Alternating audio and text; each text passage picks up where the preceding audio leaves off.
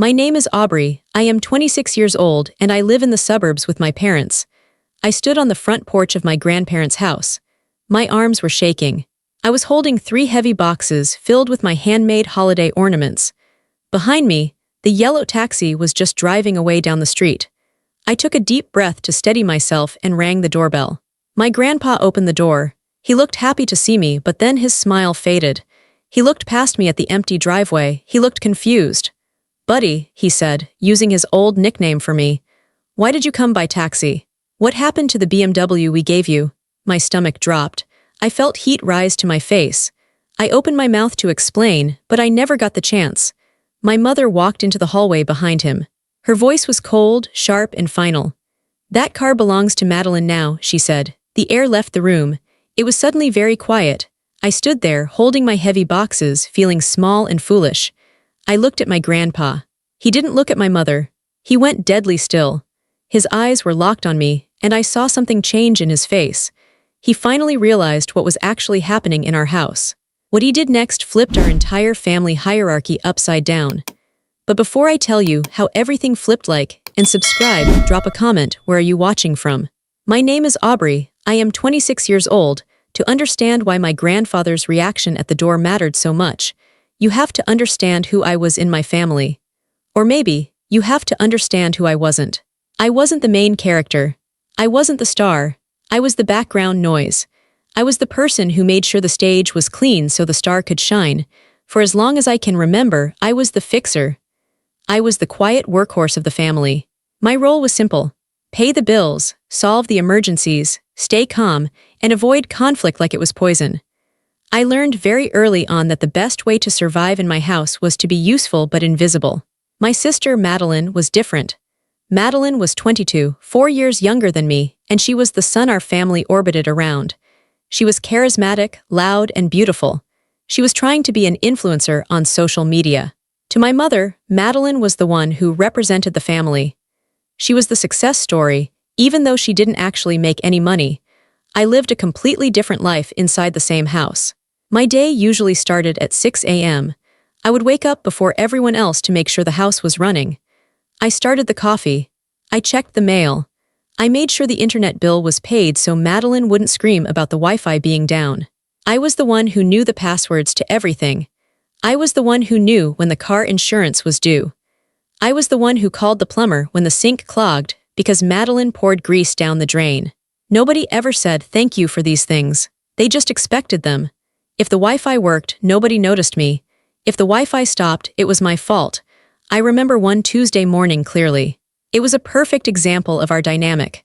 I was in the kitchen, on my knees, wiping up a sticky puddle of juice that someone had spilled and left there the night before. My mother walked in. She didn't look at me. She looked at her phone. "Aubrey," she said, not looking up. "Did you call the electric company? The bill seems high this month." "I called them yesterday," I said, scrubbing the floor. "It's high because Madeline left the AC on with the windows open for 3 days. My mother waved her hand, dismissing my words. "Don't be petty, Aubrey. She was probably just focused on her content. She works very hard." I stopped scrubbing. I looked at my hands. They were red and chapped. "I work hard too, Mom." "Of course you do," she said, pouring herself coffee. But her tone said the opposite. "But you know Madeline is building a brand. It's different." It was always different for Madeline. My work was different. I ran a small business making hand-painted holiday ornaments. It wasn't a hobby. It was my job. I had an online shop, and during the holiday season, I sold hundreds of them. I made enough money to pay for my own things, cover my share of the groceries, and even help with the house bills. But I wasn't allowed to work in the house. My mother said my paints and boxes were messy. She said they cluttered up the aesthetic of the living room. So I worked in the garage. The garage was not insulated. In the winter, it was freezing. I had a small space heater that barely worked. I would sit there for hours, wrapped in 3 sweaters, painting delicate designs on glass bulbs. My fingers would get so cold they would go numb, and I would have to sit on my hands to warm them up so I could hold the brush again. I never complained, I just did the work. I put on my headphones, listened to audiobooks, and painted. It was the only time I felt peaceful. It was the only time I felt like I owned my own life. One afternoon, I came inside from the garage to get a glass of water. My legs were stiff from sitting in the cold for 4 hours. I walked into the living room and stopped. The living room was a mess, but it was a creative mess. Madeline had set up a ring light and a tripod. There were clothes everywhere, dresses, scarves, hats. She was filming a Get Ready With Me video for her followers. "Okay guys," she was saying to her phone, doing a little twirl. "So today is just a chill day at the family estate." Family estate. It was a regular 4-bedroom house in the suburbs, but Madeline always embellished.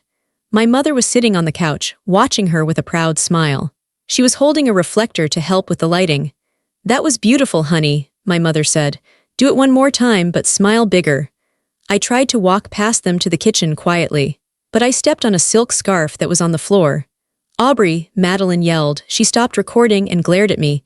"You're ruining the shot. You're in the background." "I'm just getting water," I said quietly. "Can't you wait?" Madeline groaned. "The lighting is perfect right now. You're so inconsiderate." My mother turned to me. Her face was stern. "Aubrey, please, your sister is working. Go back to the garage until she's done." I looked at them. "I live here too. I just want water." "Just go," Mom said, shooing me away. "Don't be difficult." I turned around and went back to the cold garage. I didn't get my water. I sat down at my work table and stared at a half-painted snowman. I felt a lump in my throat, but I didn't cry. I had learned a long time ago that crying didn't change anything.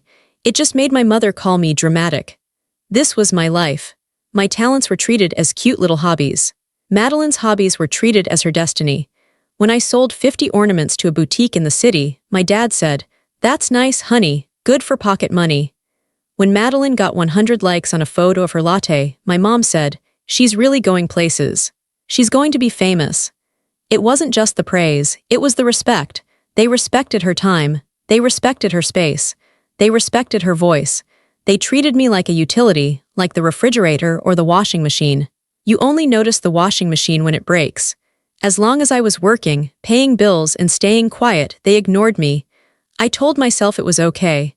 I told myself that I was independent. I was earning my own money. I was saving up. I had a plan to move out eventually, maybe get a small studio apartment. But it's hard to leave when you are conditioned to be the caretaker. I felt guilty every time I thought about leaving. Who would pay the internet bill? Who would remember Mom's dentist appointment? Who would clean up Madeline's messes? They had trained me well. They had trained me to believe that my value came from what I could do for them, not from who I was.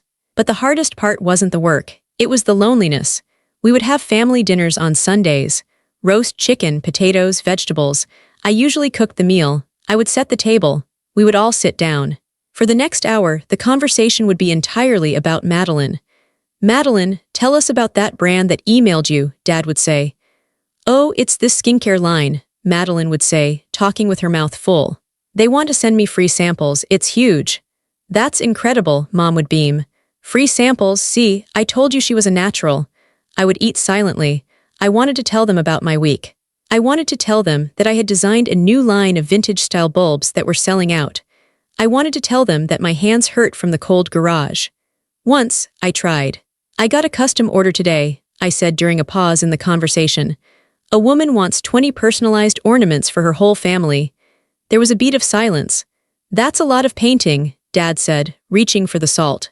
"Make sure you don't get paint on the driveway this time," Mom added. "I saw a speck of red near the garage door last week."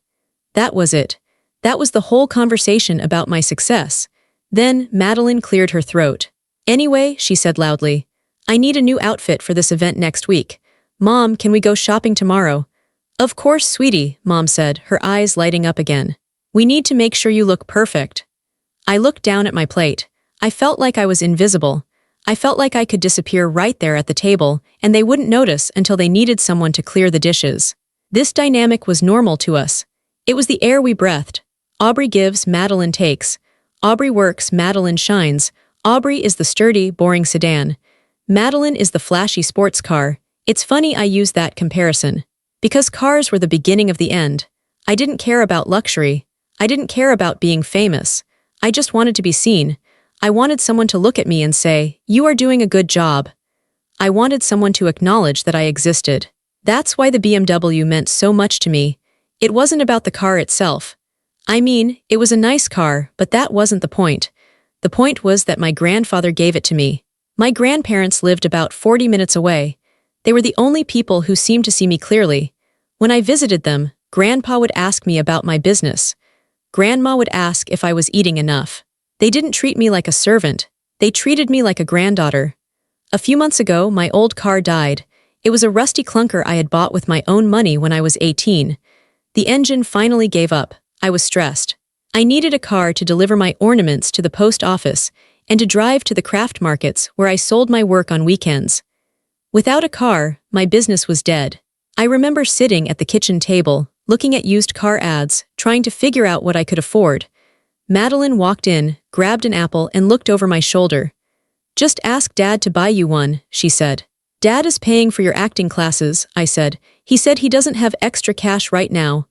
"Bummer," she said and walked away. 2 days later, my grandfather called me. "Aubrey," he said, "come over on Saturday. I have something for you." I took an Uber to their house. When I got there, Grandpa was standing in the driveway. Next to him was a car. It wasn't a brand new car, but it was beautiful. It was a dark blue BMW sedan. It was about 5 years old, but it was in perfect condition. The paint shined in the sun. The leather seats looked comfortable. "Grandpa," I asked. "I'm getting too old to drive this one," he said, patting the hood. "I bought a smaller car for me and Grandma. This one is safe, it's reliable, and it has a huge trunk for all your boxes." I felt tears prick my eyes. "Grandpa, I can't take this. This is too much." "You can and you will," he said firmly. "You work harder than anyone I know, Aubrey. You deserve a safe way to get to your markets. You deserve something nice." He handed me the keys. They felt heavy and cool in my hand. "It's yours," he said. "Not the family's, yours." I hugged him so hard I thought I might hurt him. For the first time in years, I felt like I had something of my own. I felt protected. I drove home feeling like a different person. The car was smooth and quiet. The heater worked instantly. I felt like a professional. I felt like an adult. When I pulled into the driveway at home, my mother came out onto the porch. Madeline followed her. I got out of the car, beaming. "Look what Grandpa gave me." My mother walked around the car slowly. She ran her hand along the door. She didn't look happy for me. She looked calculating. "It's a BMW," she said. "Yeah," I said. "Grandpa said he wanted me to be safe driving to the markets." Madeline let out a low whistle. "Nice ride, way better than your old junk." "It's mine," I said, clutching the keys. I wanted to make that clear immediately. "Well," my mother said, looking at me with a tight smile, "it's a very generous gift for the family." "For me," I corrected her. "He gave it to me." My mother's eyes flashed. "Aubrey, don't be selfish. We are a family. What's yours is ours. That's how we work." I felt a cold shiver go down my spine. I knew that tone. That was the tone she used before she took something away. "But the title is in my name," I said, trying to stand my ground. "Grandpa signed it over to me." "Technically," Mom said. She turned and walked back into the house. "Just make sure you don't scratch it. We need to keep the value up." I stood in the driveway, looking at the beautiful blue car. The happiness I had felt 10 minutes ago was starting to fade. I felt a knot of anxiety in my stomach.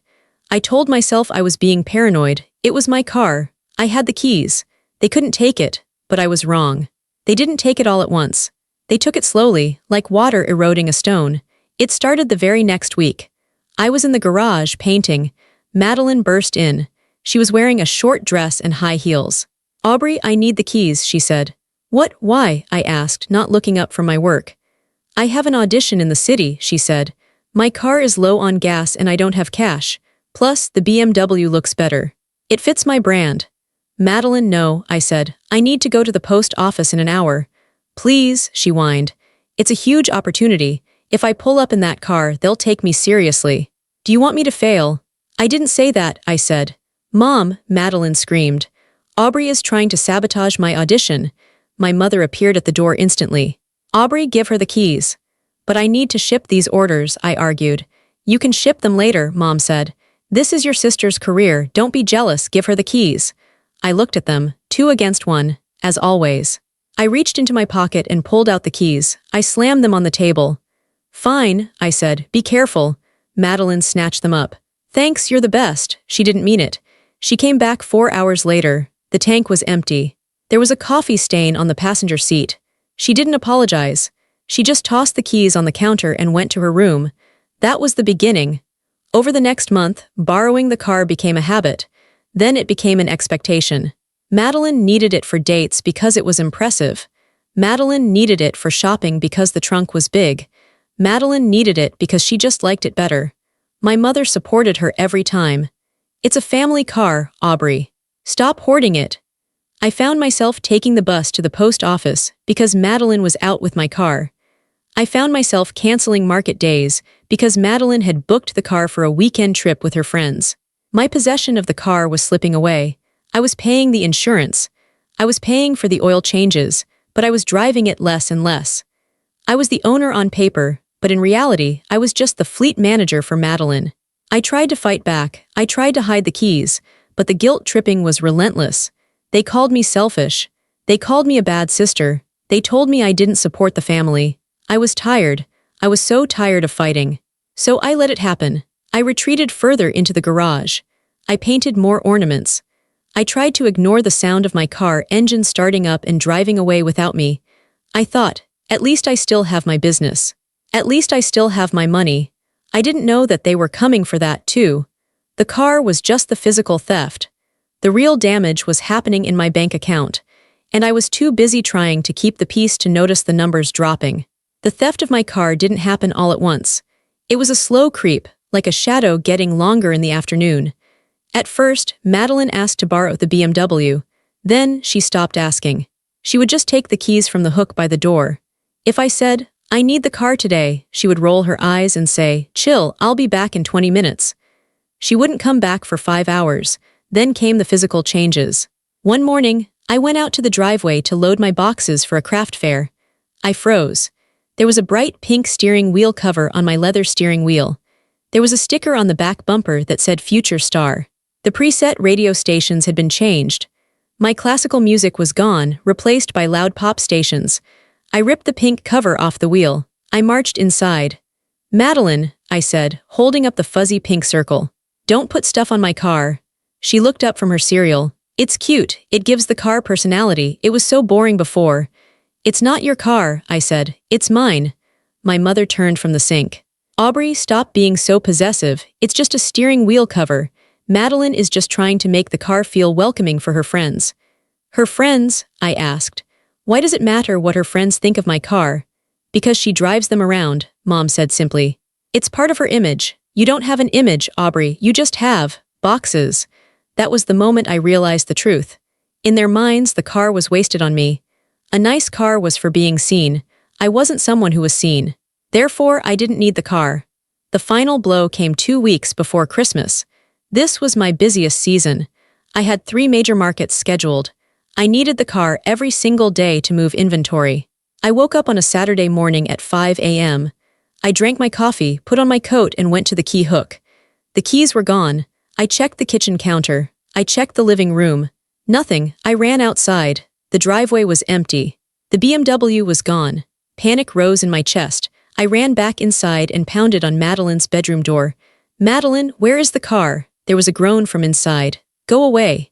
I have a market in 2 hours. I need the car." "I don't have it," she mumbled through the door. "I left it at Tyler's house last night. We took an Uber home because we had drinks." I felt like I had been punched. "Tyler's house, that's 30 minutes away. How am I supposed to get my boxes to the market?" "Take a taxi," she said. "Stop yelling, I have a headache." I turned to my parents' room. I woke up my mother. "Mom, she left my car at a stranger's house. I can't get to work." My mother sat up looking annoyed. "Aubrey, it's 5:30 in the morning. Lower your voice. Did you hear me? She abandoned my car." "She was being responsible," Mom said, yawning. "She didn't drink and drive. You should be proud of her for making a safe choice." "But I can't work." "Then don't work today," Mom said, lying back down. "Stay home. Maybe you can clean the garage. It's a mess out there." I stood in the hallway, trembling with rage. They didn't care. They literally did not care if I lost money, if I lost customers, or if I lost my mind. I called a taxi. It cost me $50 to get to the market. I had to carry 4 heavy boxes by myself because the driver wouldn't help. I arrived late. I lost my good spot. When I got home that night, the BMW was back in the driveway, but the keys weren't on the hook. Madeline kept them in her purse now. From that day on, I didn't have a car. I had a theoretical car. I paid the insurance on it. I paid for the new tires when Madeline hit a curb. But I walked to the bus stop. and Madeline drove my BMW to get iced coffee. If the car was the visible theft, the money was the invisible one. It was death by 1,000 favors. I had a business bank account. It was linked to a debit card that I used for supplies, paint, glass, packing materials. My parents knew I had this account. They knew I was good with money. One day, my mother came to me in the garage. She looked stressed. "Aubrey, honey," she said. Her voice was sweet. That was always a bad sign. "I'm trying to order Madeline's headshots online, but their system isn't taking my card. I think the bank flagged it for fraud because I bought that vacuum cleaner yesterday. Can I just use your card? I'll pay you back in cash tomorrow." I hesitated. "It's my business card, Mom. I need to keep the records clean for taxes." "It's $50, she said, her eyes narrowing. "Don't be difficult. Do you want your sister to miss the deadline?" I sighed. "Fine, just 50. I gave her the number. She ordered the headshots. She never paid me back the $50.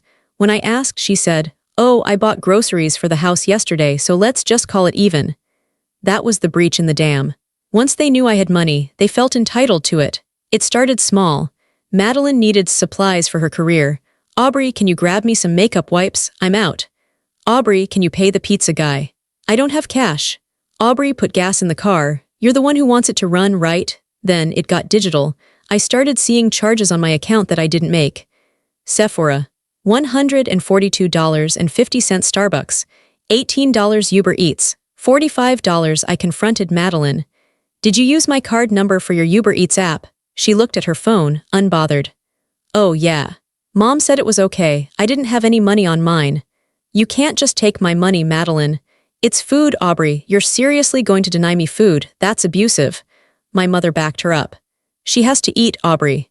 You have savings. Stop being so stingy. We are a family. We help each other." "But you never help me," I yelled. "We gave you a roof over your head for 26 years, my father said, looking up from his newspaper. He rarely got involved, but when he did, it was always to shut me down. "We paid for your food, your clothes, your school. You owe this family more than a few Uber Eats charges." The guilt was a heavy blanket. They wrapped me in it until I couldn't move. I owe them, I thought. Maybe I am being selfish. Maybe I should share, so I worked harder. I started painting until 2 a.m. My eyes burned, my back ached. I took on custom orders that were difficult and time-consuming just to make extra cash. I needed to refill the account faster than they were draining it. It was a losing battle. One month, a charge appeared for social media consulting. It was $500. I marched into the living room. "Who spent $500? "That was me," Madeline said. She was painting her toenails on the coffee table. "I hired a bot service to boost my followers. It's an investment. When I get a sponsorship, I'll pay you back double." "You stole $500 from me." "Borrowed," Mom shouted from the kitchen. "Borrowed, Aubrey. Have some faith in your sister." I went back to the garage. I looked at my bank balance. It was hovering near zero. I had a bill due for a bulk order of glass ornaments coming in 3 days. If that payment bounced, my supplier would cut me off. I didn't buy lunch that week. I didn't turn on the heater in the garage to save electricity. I painted with gloves on, my breath visible in the cold air, trying to fix a hole in a boat that my family kept drilling into. The crash happened on a Tuesday.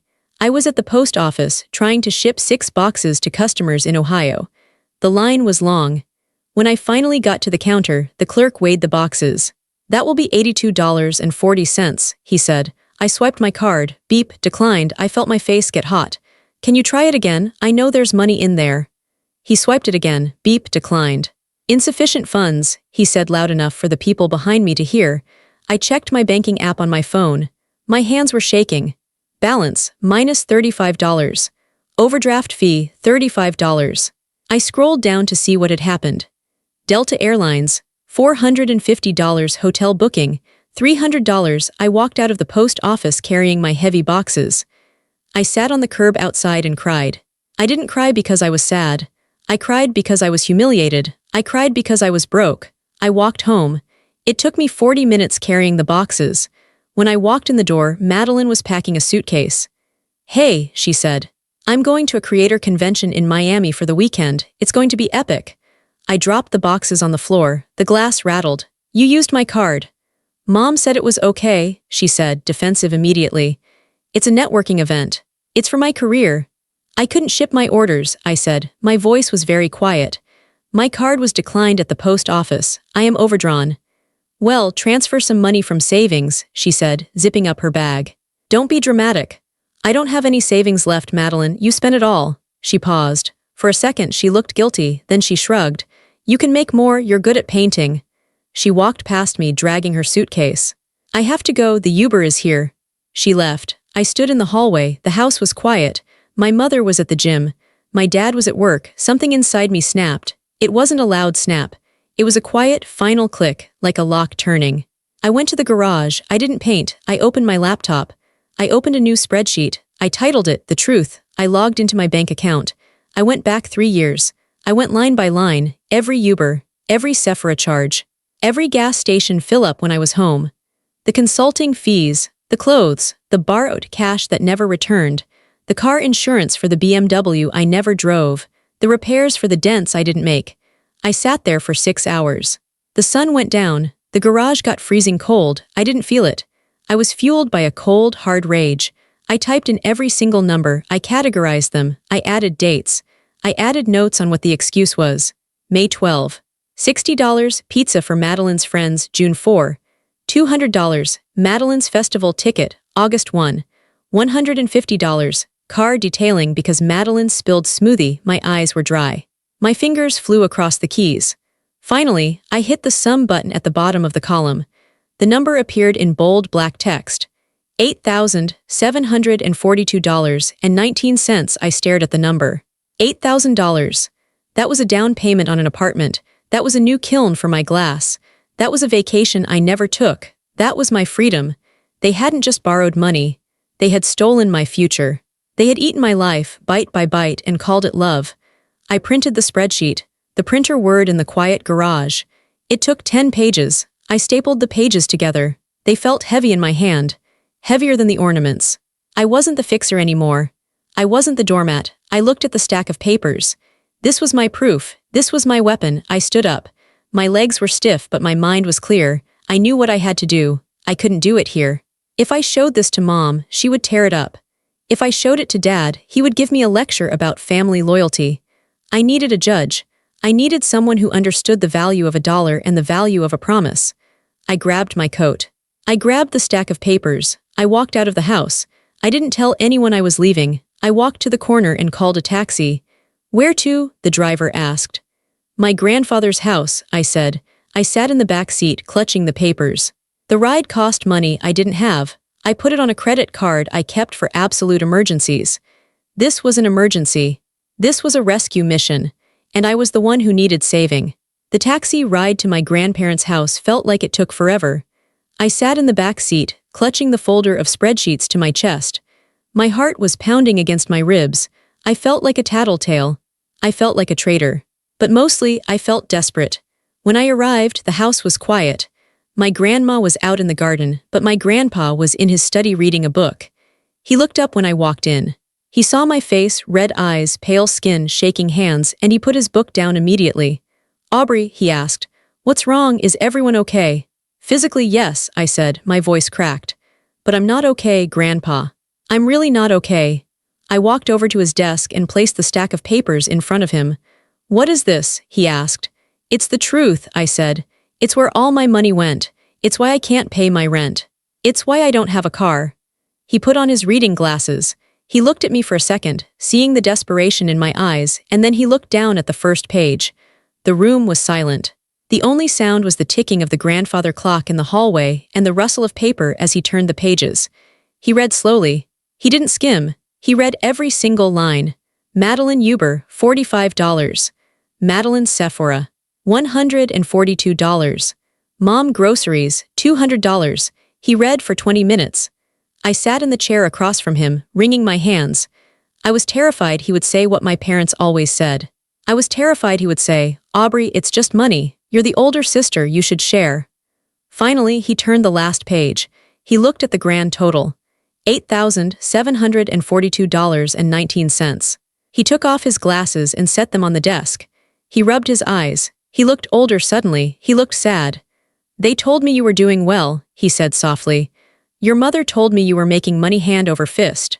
She said you were flush with cash. I was making money, I said, but they spent it faster than I could make it. And the car? He asked. The BMW. Madeline drives it, I said. She took the keys months ago. Mom says it's better for the family image if Madeline drives it. I take the bus or walk. Grandpa's jaw tightened. A muscle in his cheek twitched. He stood up and walked to the window. He looked out at the garden for a long time. I gave that car to you, he said, his voice low. I put the title in your name. I handed the keys to your hand. I know, I whispered. I tried to keep it, but they make me feel crazy. They make me feel like I'm selfish if I keep anything for myself. They say family shares everything. Grandpa turned around. His eyes were fierce. I had never seen him look this angry. It wasn't a loud, explosive anger. It was a cold, hard, protective anger. Aubrey, he said firmly. Listen to me. Sharing is when you offer someone a slice of your cake because you want to. Theft is when someone takes the whole cake while you are sleeping and then blames you for being hungry. He walked back to the desk and tapped the spreadsheet. This isn't sharing. This isn't family help. This is financial abuse. They are bleeding you dry to feed Madeline's ego. Hearing him say it out loud was like a physical weight being lifted off my shoulders. I wasn't crazy. I wasn't selfish. I was being robbed. What do? I asked. If I cut them off, they'll hate me. Mom will scream. Dad will lecture me. Let them scream, Grandpa said. Screaming doesn't pay bills. You need a plan. He sat down and pulled a notepad toward him. We are going to fix this, right now. For the next 2 hours, Grandpa became my general. He didn't treat me like a child, he treated me like a partner. Step 1, he said, the bank. I called the bank on speakerphone. With Grandpa sitting right there nodding encouragement, I reported my debit card lost. I requested a new one with a new number. I asked them to remove all authorized users. Step 2, he said, security. We went through every single online account I had. Amazon, Uber, PayPal, Netflix. I changed every password. I logged out of all devices. I turned on two-factor authentication so the code would come to my phone, not the family iPad. Step 3, he said, the car. I can't get it back, I said. Madeline has the keys in her purse. She's in Miami. She'll be back, Grandpa said. And when she gets back, she's going to have a rude awakening. You have the title. It's in my room at home. Get it, he said. Keep it safe. And do you have the spare key? No, Mom took it for safekeeping. Grandpa shook his head. We will deal with the car, but first we deal with the money. By the time we finished, it was dark outside. I felt exhausted, but for the first time in years, I didn't feel helpless. I felt like I had a wall behind me. I wasn't standing alone against the wind anymore. You're staying here for dinner, Grandpa said. And then I'm paying for your taxi home. Do not tell them where you were. Do not tell them what you did. Let them find out when the card declines. He walked me to the door. He put his hands on my shoulders. Aubrey, he said, you are a good daughter. You are a good sister, but you cannot set yourself on fire to keep them warm. It ends today. It ends today, I repeated. I believed him. I went home that night and acted like nothing had happened.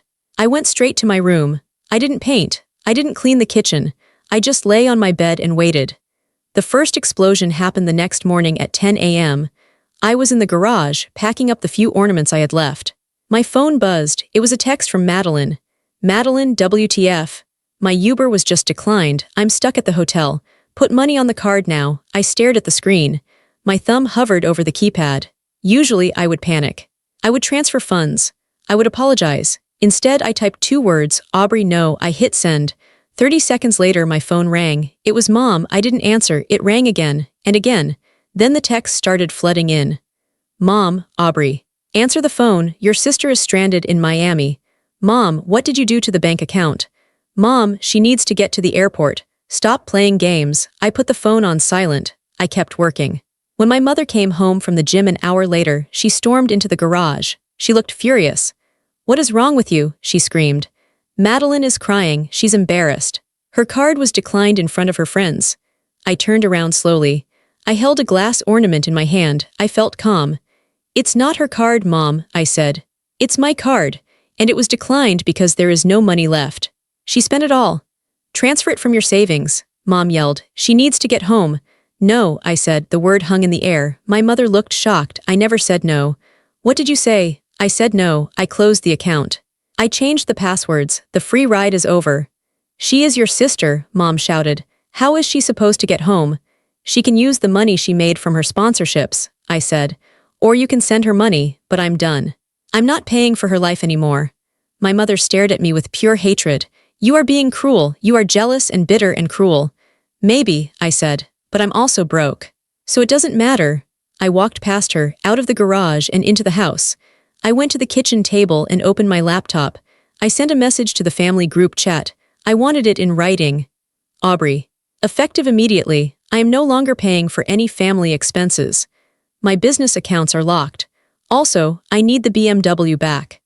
Madeline has until Friday at 5 p.m. to return the keys and the car to the driveway. If it is not here, I will report it stolen. The house erupted. My dad came home early from work. He tried the disappointed father routine. Aubrey, he said, sitting me down.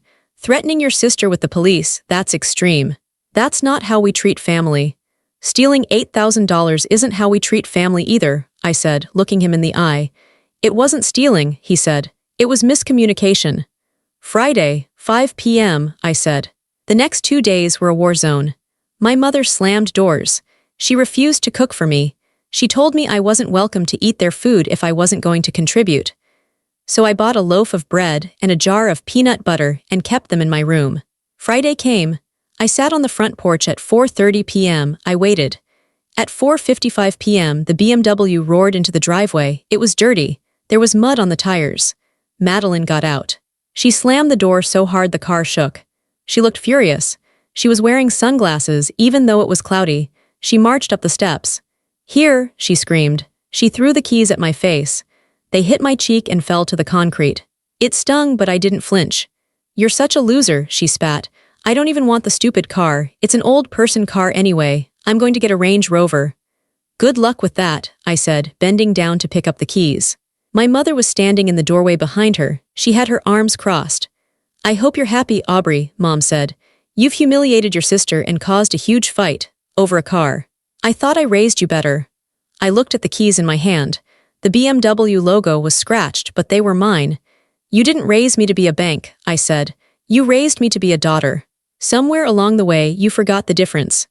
I walked past them to the car. I got in. It smelled like stale French fries and cheap perfume. The gas tank was on empty. There was a fast food wrapper on the floor. But when I started the engine, it purred. I backed out of the driveway. Where are you going? Mom yelled. Dinner is in 10 minutes. I'm going to get my car cleaned, I said. And then I'm going to Grandpa's. I drove away. I didn't look back in the rearview mirror.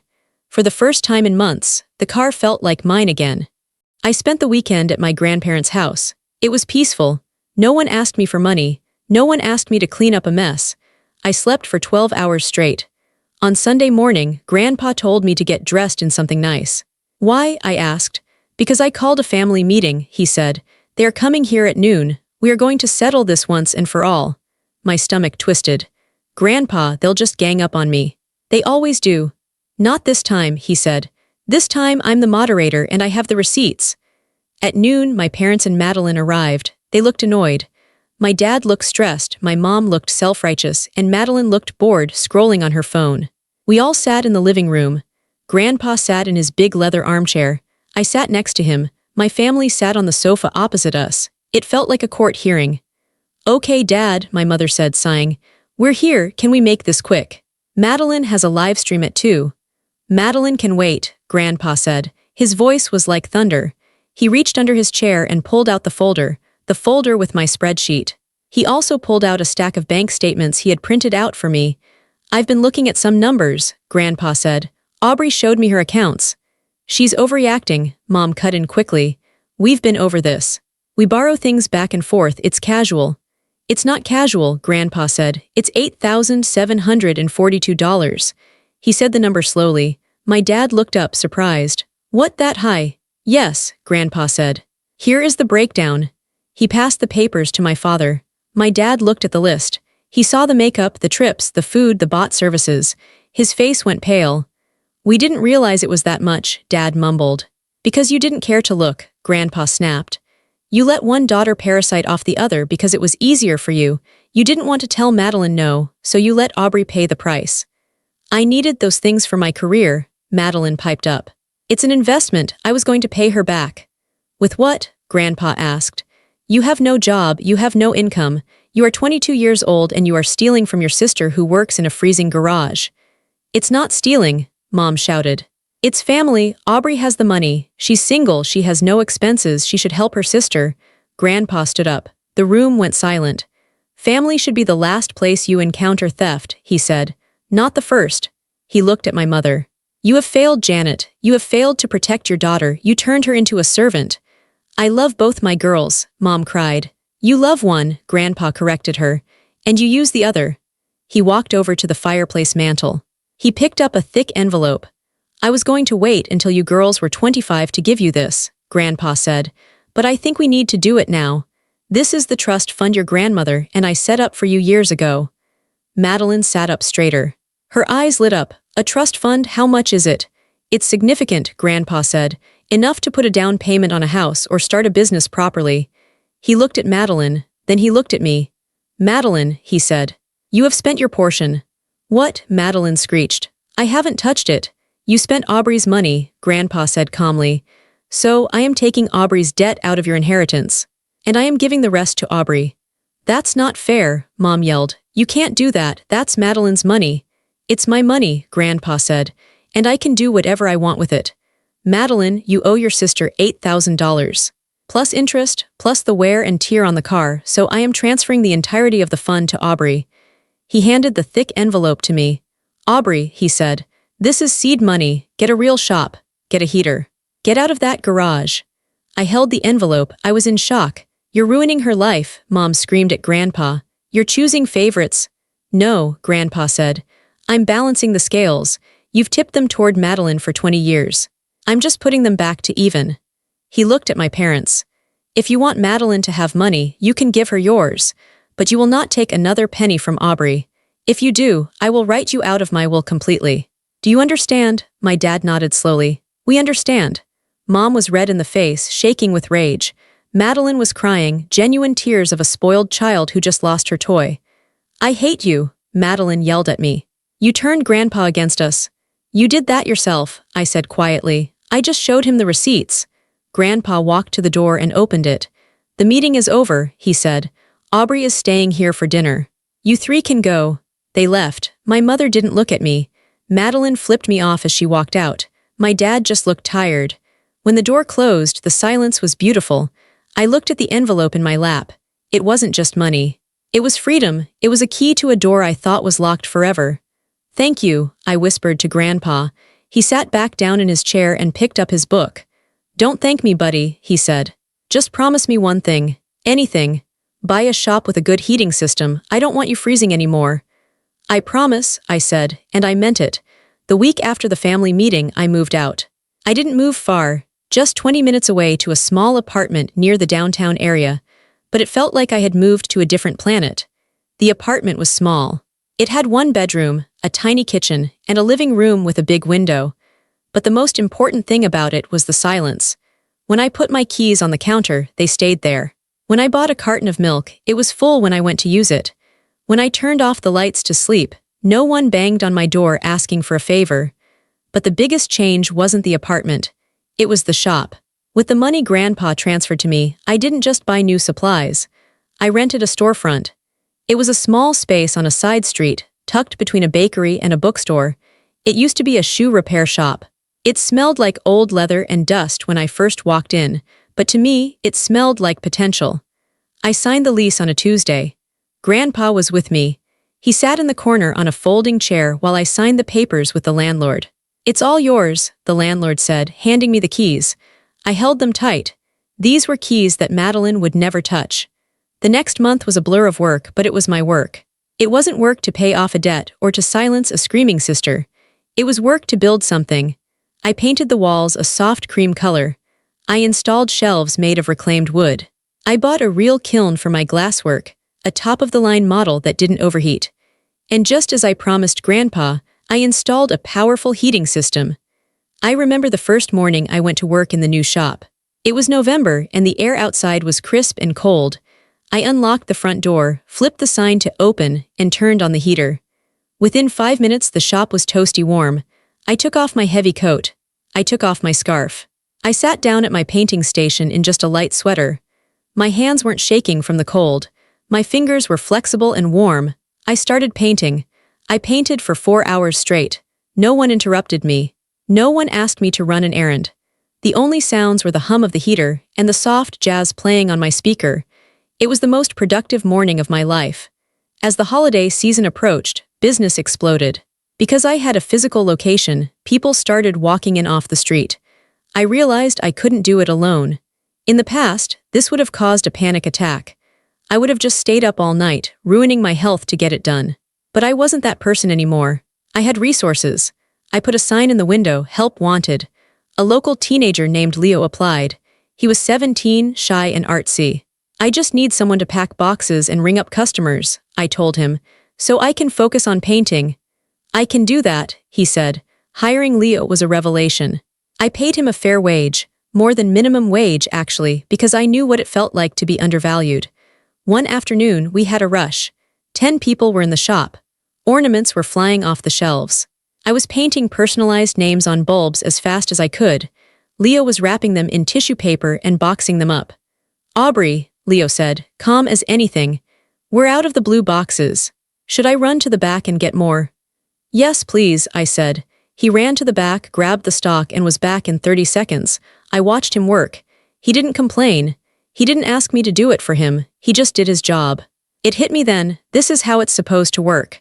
You respect people, you pay them, and they help you. You don't guilt them. You don't steal from them. It was so simple, yet my family had made it seem impossible. That night after we closed up, I counted the cash register. It was our biggest day ever. "Good job today, Leo," I said. "Here's your tip." I handed him an extra $50 from the cash. He looked at it, surprised. "Whoa.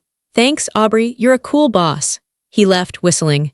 I locked the door and turned off the main lights, leaving just the display lights on the Christmas tree in the window. I sat there in the semi-darkness, surrounded by my creations. My phone buzzed in my pocket. I pulled it out. It was a notification from my bank app. A deposit had cleared. My balance was higher than it had ever been. Then I saw a missed text from my mother. "Mom, we are doing Thanksgiving at 4 o'clock this year. Don't be late." I looked at the text. In the past, my heart would have raced. I would have worried about what dish to bring, what to wear, how to avoid fighting with Madeline. Now, I felt nothing. I typed back, "Aubrey, I can't make it. The shop is open late for the holiday rush. Enjoy the turkey." I put the phone away. I didn't offer an excuse. I didn't say sorry. I just stated the fact. Grandpa visited the shop often. He became a fixture there. He would drive over in his little car, since I had the BMW now, park out front, and come sit in a comfortable armchair I had bought specifically for him near the window. He wouldn't say much. He would bring a newspaper or a crossword puzzle. He would just sit there, drinking the coffee I made him, watching me work. One snowy Tuesday, the shop was quiet. "You know," Grandpa said, looking around at the shelves filled with shimmering glass. "You built this." "You gave me the money, Grandpa," I said, dipping my brush in gold paint. "I gave you the bricks," he said. "You built the house." He took a sip of his coffee. "How are they?" He meant my parents. "Quiet," I said. "Mom texts sometimes, usually guilt trips. Dad sends generic holiday emojis. Madeline blocked me on Instagram." Grandpa chuckled. "A badge of honor." "It's weird," I admitted, putting my brush down. "I thought I would feel lonely. I thought I would miss them, but I just feel relief." "Is that bad?" "No," Grandpa said firmly. "Relief is the feeling of a burden being put down. You carried them for a long time, Aubrey. It's okay to just walk by yourself for a while." He looked out the window at the falling snow. "I'm proud of you," he said, "not just for the shop, but for the spine." I smiled. "Thanks, Grandpa." I drove home that night in the BMW. The heated seats were on. The radio was playing my classical music station. There were no pink steering wheel covers, no trash on the floor. I stopped at a red light and looked at the empty passenger seat. It was empty, but it didn't feel empty. It felt spacious. It felt like there was room for me to breathe. I realized that for 26 years, I had been squeezing myself into a tiny corner of my own life to make room for Madeline's ego and my mother's demands. Now, I could stretch out. I arrived at my apartment. I cooked a simple dinner, pasta and a salad, and ate it while watching a movie I wanted to watch. Not a reality show Madeline liked, not the news Dad watched. I went to bed at 10 p.m. I slept through the night. This was rebuilding. It wasn't a dramatic explosion of fireworks. It was steady. It was quiet. It was boring in the most beautiful way possible. It was the life I had earned. A year has passed since the great family showdown, as Grandpa calls it. Things are different now. The dust has settled, and the new landscape of my life is permanent. My relationship with my mother and father still exists, but it has changed form. We are what therapists call low contact. I see them maybe once every 2 months. Usually, it's for a neutral event, like a cousin's wedding or a brief coffee meetup. We don't talk about money. We don't talk about the past. We talk about the weather. We talk about the neighbors. We talk about television shows. It's superficial, it's shallow, and it's safe. My mother still tries, occasionally, to slip back into the old ways. Last month, we met for lunch. She looked at my handbag, a nice leather bag I had bought for myself as a birthday gift. "That's lovely," she said, reaching out to touch it. "Madeline has been looking for something just like that for her interviews. You know, she's trying to get a job as a receptionist at a gallery." I took a sip of my iced tea. "That's nice, I hope she gets it." "She's very stressed," Mom said, giving me that look, the look that used to make me open my wallet. "She doesn't have proper clothes for a gallery environment, it's very upscale." She let the silence hang there, waiting for me to say, "Oh, she can borrow my bag," or "I'll take her shopping." I didn't say anything. I just ate my salad. "So," Mom continued, her voice getting a little tighter. "I was thinking, maybe since you're not using that bag every day," I looked up. I didn't look angry, I just looked bored. "No, Mom," I said. "I didn't even finish the sentence," she snapped. "The answer is no," I said calmly. "I use this bag, it's mine. Madeline can buy her own bag from Target like everyone else starting a job." My mother pursed her lips. She looked like she wanted to scream, but she didn't. She knew now that screaming didn't work, it just made me leave. "Fine," she said tightly. "Pass the sugar." That was the victory. It wasn't a fight, it was a boundary. And she respected it because she had no choice. As for Madeline, reality hit her hard. Without my funding, and without Grandpa's trust fund waiting for her, her influencer lifestyle collapsed. You can't post photos of luxury brunches when you can't afford the mimosa. She had to move back home with Mom and Dad. I heard through the grapevine, Grandpa, that it's not going well. Mom drives Madeline crazy, and Madeline drives Mom crazy. They are stuck in a loop of their own making. Madeline finally had to get a regular job. She works retail at the mall. I walked past her store once, about 3 months ago. I saw her folding sweaters. She looked tired. She wasn't wearing designer clothes. She was wearing the store uniform. She saw me. We locked eyes through the glass window. I didn't stop. I didn't go in to gloat. I didn't go in to save her. I just nodded my head, a simple acknowledgement that she existed, and kept walking. I felt a pang of sadness, sure, she was my sister. I wanted us to be close. I wanted us to be friends. But I realized that you can't be friends with someone who sees you as a resource instead of a person. Madeline had to learn to stand on her own 2 feet. If I had kept helping her, I would have crippled her forever. In a way, saying no was the kindest thing I ever did for her. My life is full now. The shop is thriving. I have 3 employees now, including Leo, who is now my assistant manager. We are planning to expand to online sales next year. I have friends, real friends. People who invite me to dinner and don't expect me to pay the whole bill. People who ask, "How are you?" and actually wait for the answer. And I have Grandpa. He's slower now. He doesn't drive as much. So every Sunday I drive the BMW to his house. I pick him up and we go for a drive. Last Sunday we drove out to the lake. It was a beautiful spring day. We parked the car and rolled the windows down to let the breeze in. "You happy, buddy?" he asked me. I thought about it. Was I happy? I wasn't ecstatically joyful every single second. I still had stress. I still had taxes to do. I still had bad days, but I had peace. I looked at my hands on the steering wheel. My hands, which used to be chapped and cold, were smooth and strong. I looked at the dashboard of the car that was legally, fully mine. I thought about my bank account, which was secure. I thought about my quiet apartment. "I'm free, Grandpa," I said. "I think that's better than happy." He patted my hand. "Freedom is the soil that happiness grows in." We sat there for a long time, just watching the water. I used to think that saying no was a negative act. I thought it meant rejecting people, hurting people, being closed off. My mother taught me that no was a bad word. But I've learned the truth. No is a protective wall, it's a gate. It keeps the bad things out so the good things can grow. Saying no to my family's greed meant saying yes to my own future. Saying no to being the victim meant saying yes to being the owner of my life. I started the car. The engine hummed to life, steady, reliable, strong. Ready to go home? I asked Grandpa. Whenever you are, he said. I put the car in gear and drove us home. I drove slowly, enjoying the ride, enjoying the control, enjoying the simple, beautiful fact that the road ahead belonged entirely to me.